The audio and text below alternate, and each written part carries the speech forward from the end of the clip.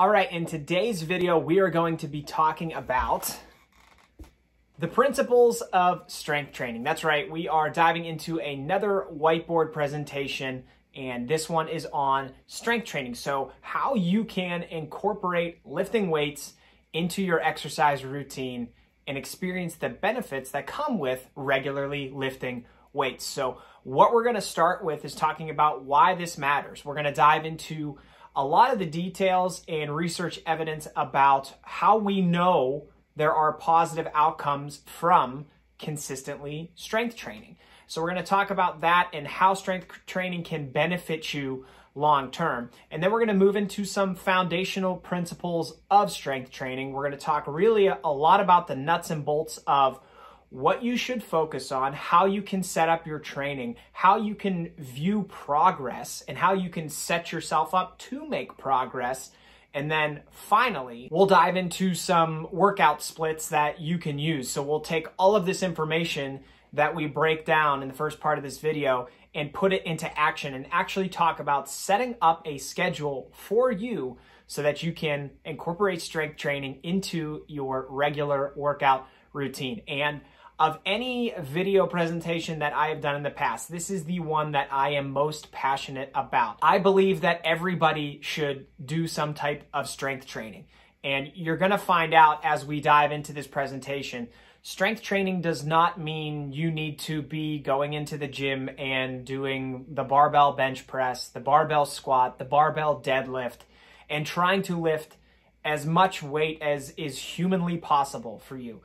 That's not what we're diving into. If that's a passion of yours and something you want to try, go for it. But generally, we're talking about lifting weights, the health benefits that come from lifting weights, and how you can do it yourself and manage your own strength training program. So I'm excited to dive in. I hope you are too.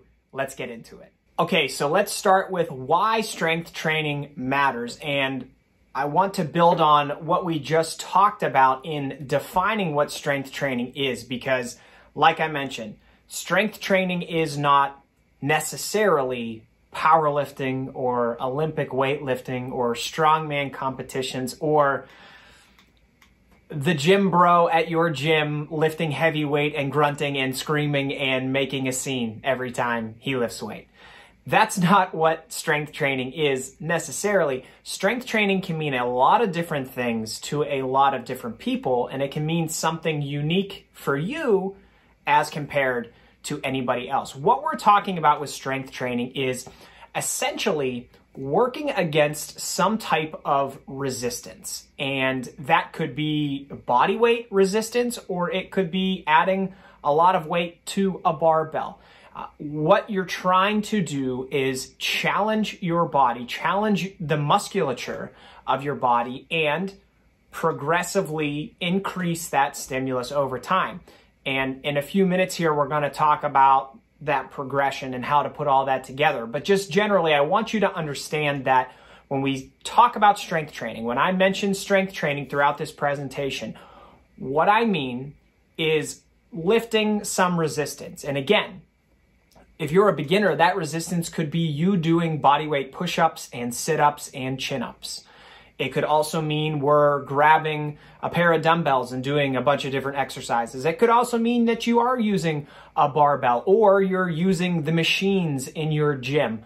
All of those count as strength training because you're working against some type of resistance. And why it matters, we can get to the core of that really early on here. Why strength training matters is there is loads of research that tells us your overall health and longevity are going to be significantly improved on average if you are doing some type of resistance training. And you could be doing resistance training on as few as 2 days a week consistently over time to experience the overall health benefits that come with strength training. And it makes a lot of sense because if you are challenging your body in the ways that I mentioned and in the ways that we will dive into more detail about here, you are by nature going to improve the strength of the ligaments and tendons and joints throughout your body. You're most likely going to build a little bit of muscle. And those characteristics as we age and as we get older become increasingly more and more important, because so many of the things as we age that deteriorate, well, if you're doing strength training, you're working against that deterioration, and you're going to see that as you get into your 50s and 60s and 70s and later in life, because you did consistent strength training, as compared to somebody who did not, you are probably going to see your health and longevity be significantly improved, again, as compared to those individuals that maybe never did strength training. So it's extremely important. You know, as we age, we run into situations where you have slip, trip, fall, balance injuries that occur.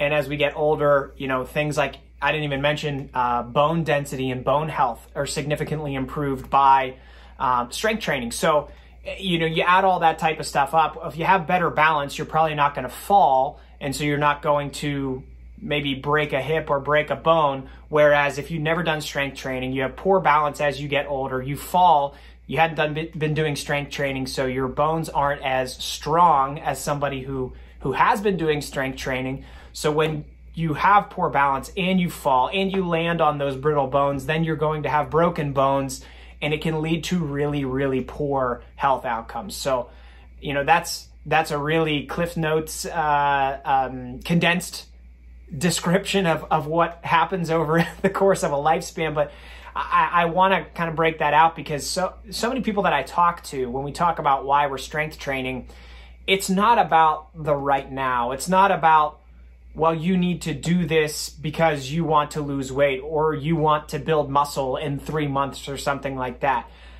Sure, we can lose a little bit of weight in the near term. We can build a little bit of muscle in the near term. But what is important and what we should be focused on is, how does this support our overall health?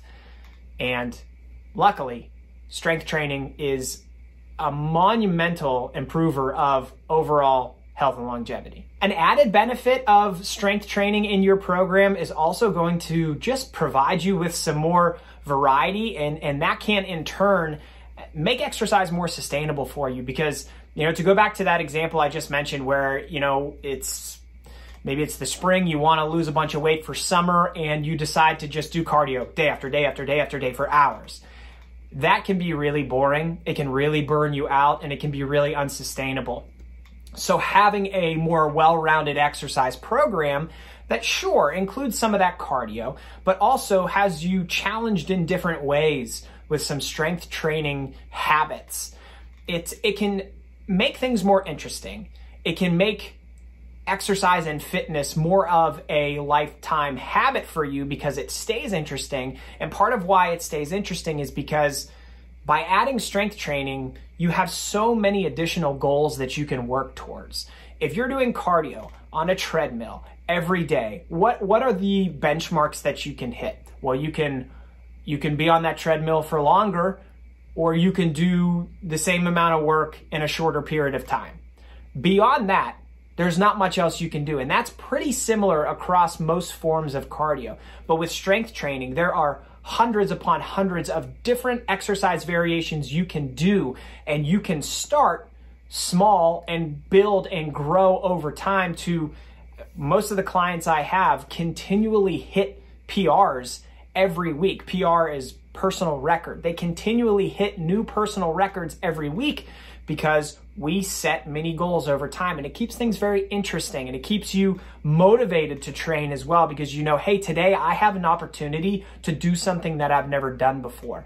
You can't always say that when you go into the gym to walk on a treadmill. It's just different. And so I preach sustainability all the time. A big piece of what can make fitness sustainable is including strength training, because it just opens up so many additional doors and additional opportunities for you to grow as a person and to succeed in your fitness. And lastly, this is a big one that doesn't get focused on enough when we're talking about the near term that I mentioned earlier, but when you do strength training, you are very likely to build muscle. And when you build muscle, it actually makes the future pursuits that you have with fitness and nutrition easier, to be quite honest. Oftentimes, we go through different phases in our lives where maybe you gain weight for a period of time and then you want to lose weight. And sometimes that can even be structured within a training program to say, we're going to strength train and have you gain some weight here because you're going to build some muscle. And then later on, we'll lose some body fat. Whatever the phase and structure that you have is, the more muscle you build, over time, the more calories you will naturally burn, because added lean mass on your body, which is muscle mass, increases your BMR, which is your basal metabolic rate, which is the amount of calories your body needs at rest just to survive. And that is the majority of calories that you're going to burn every day. A lot of times we try to manipulate exercise to burn more and more calories, but in reality, the majority of the calories that you're going to burn every day are already decided for you. And the majority of them come from your BMR, which is stuff your body needs to do every day to stay alive: breathing, your organs functioning, your brain functioning, digesting food. This type of stuff is already determined for you. And the more muscle that you build, you can increase that number of calories that are already taken care of for you. And then, as I said, as you go on in life, if you have times where you want to lose weight, well, the more muscle that you build, the more consistently that you strength train, the easier that is going to be for you in the future. So a lot of reasons why strength training matters, and I hope I've made that pretty clear. And now we can dive into some of the good stuff. Okay, and the good stuff is the foundational principles of strength training. I'm going to outline everything that you need to know to get started with strength training and some key concepts to focus on, that if you're able to keep your focus on these things, you're going to see progress over time. So the biggest concept to understand is that you need to be training legitimately hard to build muscle and to have a successful strength training program. And again, we've already identified that strength training can mean something different to each individual person. And for you, that's something different than for me and for everybody else. And training hard is going to be different for each person. But you need to be training legitimately hard in the sessions that you are doing strength training workouts. And then from there, you need to legitimately train harder over time. So however hard you're training now, you should work to increase that slowly and progressively over time. We'll talk about that slow progression here in a few minutes. But to explain as detailed as I can what training hard and then harder over time means, let's dive into some of the specific ways that you actually can document your progress to know for sure that you're training hard enough to build muscle and experience these overall health benefits of strength training. So for starters, you can look to increase the amount of sets that you're doing for each muscle group over time. And by that, I don't mean, well, you did 5 sets last week, so you should do 15 sets next week. That's not what I mean. What I mean is slowly working your way up to the point where you can go from 5 sets to 6 sets, and then 6 sets to 7 sets, and manage the training fatigue and recovery over time to make that something that's feasible for you so that your body's able to actually recover from increasing the amount of sets over time. But that's one way to know that you're training harder over time. And an easy way to quantify this, we'll use this example as we go here, is just let's talk bicep curls. So if you do 3 sets of bicep curls this week, then your goal maybe for next week should be to do 4. And then over time, see how many sets you can add, manage your recovery, manage your fatigue. And if you're able to increase sets over time, it's a clear indicator that you're training harder, because you could not possibly add more work to your training sessions without putting forth more effort. So that's one way to do it. A second way to do it is, rather than increasing the amount of sets, stick with those 3 sets of bicep curls and try and add a rep to some of or all of your sets each week. So if you're doing 3 sets of 8 bicep curls this week, next week, a goal of yours should be to try and do 9 reps on at least one of those sets. And if you could do 9 reps on 2 sets or 3 sets, that's great. You document that, and then you try and make an improvement on that in the next week. That's a big one where I mentioned earlier how almost all of my clients hit PRs every week because we use a rep match progression, which means we are slowly trying to build up the volume over time. So specifically, the amount of reps that you're doing is an easy way to make sure that you're training harder over time. Because again, if you're adding more work by way of reps, it's not possible for anyone to say that you're not training harder over time. So there's another great one. The third one is increasing load. So adding weight to the exercises that you're doing.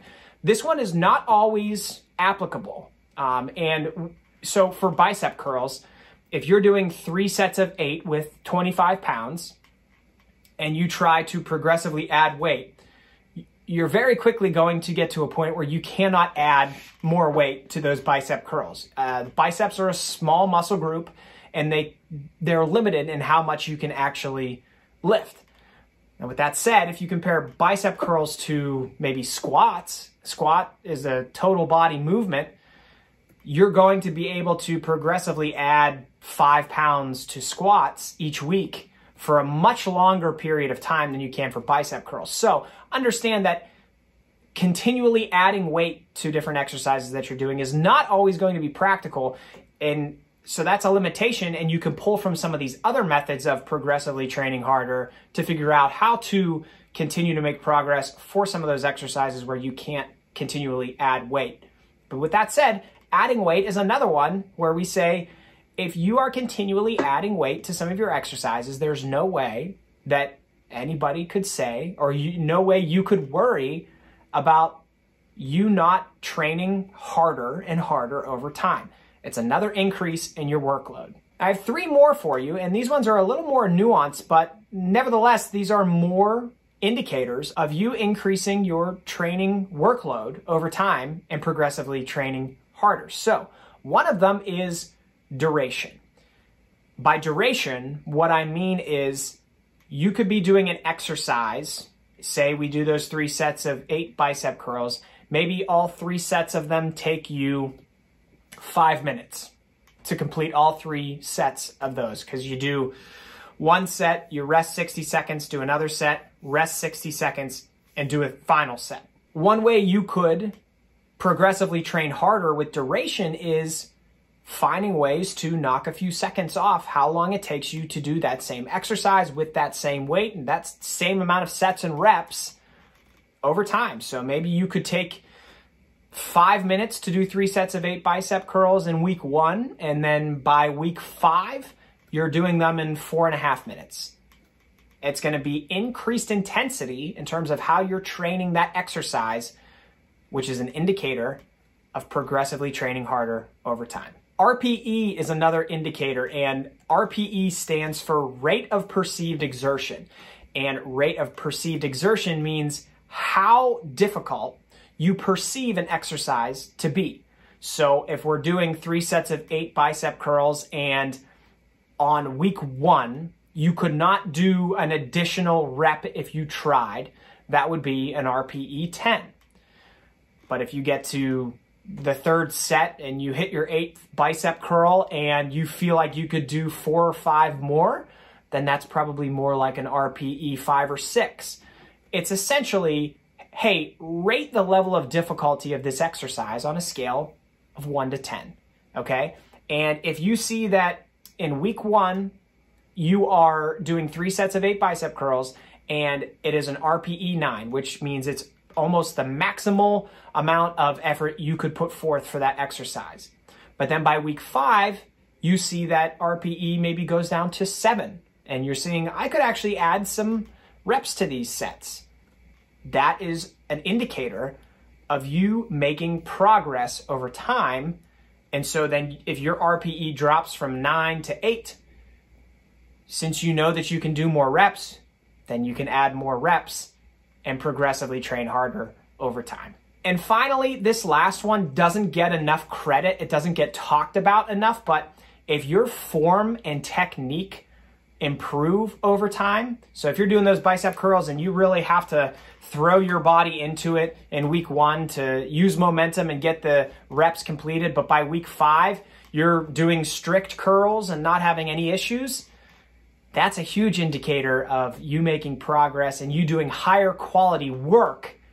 And so in week 1, if the quality of your work was not very good, but it improved over time, that means over time you targeted that muscle group more and more and more because your form improved more and more and more and allowed you to target that muscle group better. That is an indicator of you progressively training harder over time because you're able to progressively target that muscle group better and better and better, which means higher quality work over time. Okay, so hopefully you understand by now there are a number of ways to train hard and then train harder over time. And I think if you are a beginner, a great place to start is just to start with training the major motor patterns. And there are really 3 major motor patterns that you can think of for the human body. And one of them is going to be pushing. So pushing in front of you or pushing down or pushing or pressing up. Pushing is going to be one of them. Pulling is going to be another, which is pulling into your body in some way or pulling up. And then third is squatting. So your body going up and down. And we can make these make a whole lot more sense by saying, like, generally pushing exercises involve the chest, shoulders, and triceps. Pulling exercises generally involve the back and biceps. And squatting exercises generally involve the lower body, so the quads, glutes, and hamstrings. And if you add all those up, that is the overwhelming majority of the musculature in your body. So by just choosing a few of the basic exercises that involve pushing, pulling, or squatting, you're going to be doing strength training and training the majority of your body's musculature, which is tremendous. Now, a way that a lot of people approach this is just by doing some compound exercises. And compound exercises are exercises that involve multiple joints in your body moving at the same time. If you think about a squat has your hips, your knees, and your ankles all involved in the squat, right? So that is a compound exercise, and that's a great one. I mean, we talked about squatting is one of the main motor patterns, so try squatting. That's a great place to start. For pushing, some type of bench press is a great staple basic compound movement to do because your shoulders and your elbows are going to be involved in pushing. And for pulling, really any type of row is a great place to start because once again, your shoulders and your elbows are going to be involved in pulling the weight in towards your body. And if you're hitting those to start, like I said, you'll be hitting the overwhelming majority of the musculature in your body. And then from there, over time, as you master those basics, you can move on to doing more accessory types of exercises that target smaller, more specific muscle groups in your body. A great example is if you're rowing, so that's a pulling exercise. You're going to be working your back and also your biceps. Your biceps are a muscle group that assists in rowing weight in towards your body. And as you get really good at rowing, you're going to be working your biceps, but you may say, hey, I could also do bicep curls to more directly target the biceps.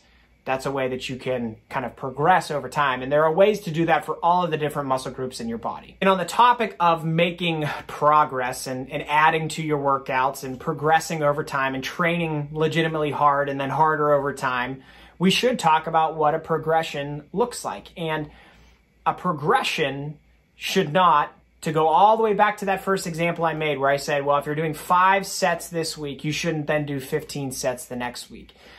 The main reason for that is your body can only recover from so much training, and you almost need to teach your body how to recover from more and more and more work over time. So if we go to the bicep curl example we've been using all along, if you're doing 3 sets of 8 this week, and then you do 10 sets of 8 next week, then the 3rd week, your biceps are probably going to be so sore that you can't train biceps because you increased your workload so quickly that your body didn't have time to catch up, and it wasn't prepared to recover from that much work and get you ready to lift even more the following week. Your body is going to break down when you do strength training. That is part of the process. You want to break down your body while you're doing your strength training sessions. Then you want to recover. We're going to have another whiteboard presentation on recovery, so you can check that out to learn more about how that piece comes into this puzzle. But break your body down in your sessions, and then in the time in between training that muscle group and the next time you train it, you need to recover that muscle group so that it can train harder again in the future. And what your body naturally does essentially is you give your body a stimulus and it says, okay, wow, that was a challenge. What I need to do is repair, recover, and grow so that I can better handle that stimulus in the future. But it's trying to recover from 3 sets of 8. And it is not prepared to handle 10 sets of 8. So I hope that paints a little bit of a picture of like why we talked about how you can increase sets or reps or weight and all those different ways that you can progress yourself. If you're doing 3 sets of 8 bicep curls, maybe next week you look at doing something slightly more. So maybe you add a couple of reps, or maybe you add a set, and you do that type of progression over time so that your body can catch up and properly and adequately recover from the training stimulus that you give it. So I hope that makes sense. Just to reiterate, your body is only going to be able to recover from so much work. So you need to manage the amount of work that you throw at it and do things slowly, progress slowly over time, right? Like with your nutrition, if you're dieting and you lose weight on 2,000 calories, that doesn't mean that like, well, if I lost this much weight eating 2,000 calories, then I'm going to lose double that weight if I eat 1,000 calories. You know that's not how that works. That's also not how training works. If you built this much muscle doing 3 sets of bicep curls, it doesn't mean that you're going to build 2 to 3 to 4 times as much muscle by doing 2 to 3 to 4 times as much work. You need to give your body the ability to recover, adapt, and grow from session to session, and doing a slow progression over time and giving your body adequate rest and time to recover is the best way to build muscle and get yourself to that place where we're talking about the overall health and longevity benefits of strength training. And lastly, on the topic of that slow progression, you should be focused on form and technique over everything else. So I talked a little bit ago about how you're throwing your body into the exercise to use momentum and complete the reps for bicep curls.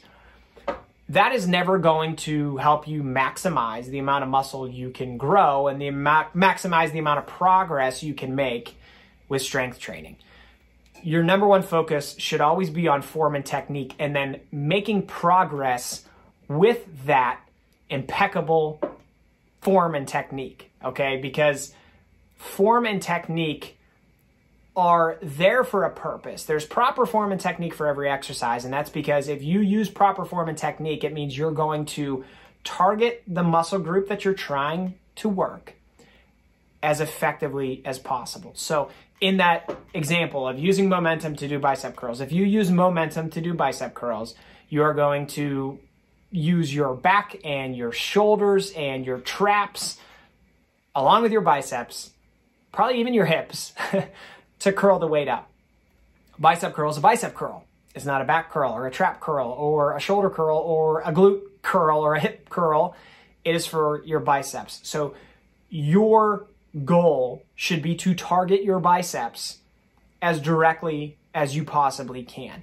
And when we get into any other exercise and the type of momentum or form breakdown that typically happens, you want to try and avoid that at all costs and progress yourself with proper form and technique. Because when you do that, you're going to maximize the potential for building muscle and getting stronger and improving your overall health and longevity through strength training because you did it the right way. All right, you're an expert now, right? So you know why this stuff matters. You know foundational principles about how to approach your training and progress over time. Let's talk about how you can actually organize your training. And I've outlined a number of different training splits. These are called training splits because it's just essentially a way to split up your training and effectively hit each muscle group while also effectively managing recovery. We just talked about managing recovery, but one of the best ways to train hard and also recover is to hit a muscle group and then let that muscle group rest while you hit a different muscle group. And that's how all of these are organized. Now, the first thing I will say is that I have never do 7 days. You should never be strength training legitimately hard and harder over time 7 days a week, because then you're not managing your recovery, because that is not sustainable for anybody. I don't care what your background is, your training history, your age, it doesn't matter. You should never be doing 7 days a week. You should be giving yourself at least one rest day. And I have a 6-day split down here, but in most cases, I don't recommend that to anybody either, because that means on that one rest day, in addition to it, you have to have perfect sleep every night, 7 to 9 hours of deep, perfect sleep. You need to be hitting your nutrition goals and eating adequate protein every day. You need to be hydrating properly every day. You need to be keeping your stress levels low every day. And most human beings don't live in that perfect world. So 2 through 5 is more of my recommendation. I did include a 6-day split because for some people that can work. 7 days is not recommended. So a 2-day split is very simple. You have an upper body day and a lower body day. So upper body day, pretty simple, right? You're training everything above the waist. Your lower body day, you're training everything below the waist. Now, for a 3-day split, you can split things up even more specifically and do a push day, a pull day, and a lower body day. And that goes back to what we talked about with those foundational motor patterns, right? Pushing, pulling, and squatting. So it's broken up very similarly for a 3-day split. Now, 4-day split, you could do it a number of ways, but what I recommend most is an upper body day and a lower body day, same as the 2-day split, but then you give yourself a rest day and then you hit upper body and lower body again. So that could look like upper body on Monday, lower body on Tuesday, rest on Wednesday, then upper body on Thursday, lower body on Friday, and then you have rest over the weekend. That's an easy way to do a 4-day split. A 5-day split is kind of a hybrid mix of everything we've gone over so far, and that may look like an upper body day and a lower body day with a rest day, followed by push, pull, and lower body again. And you by now know what the upper, lower, push, pull, and lower look like. So it's combining the two of those and having rest days in between to make sure you're managing recovery. And for that 6-day split that I really don't recommend, and you probably shouldn't do, push, pull, lower, and then you repeat that. And what that normally looks like is Monday through Saturday, you're training very hard, and Sunday is your rest day. But again, you have everything dialed in so that you're able to recover perfectly, which is why I don't recommend it, because the vast majority of people don't live in a way that, I guess, promotes the highest, most optimal recovery, and it's probably not for you. So 2 to 5 days is probably best, and I hope that helps. And I hope this entire video has been helpful for you. As always, if you have any questions about any of the concepts that we've gone over here, I would love to talk to you about it and help answer those questions for you. So thank you for watching. I hope you found this helpful, and I will talk to you again soon.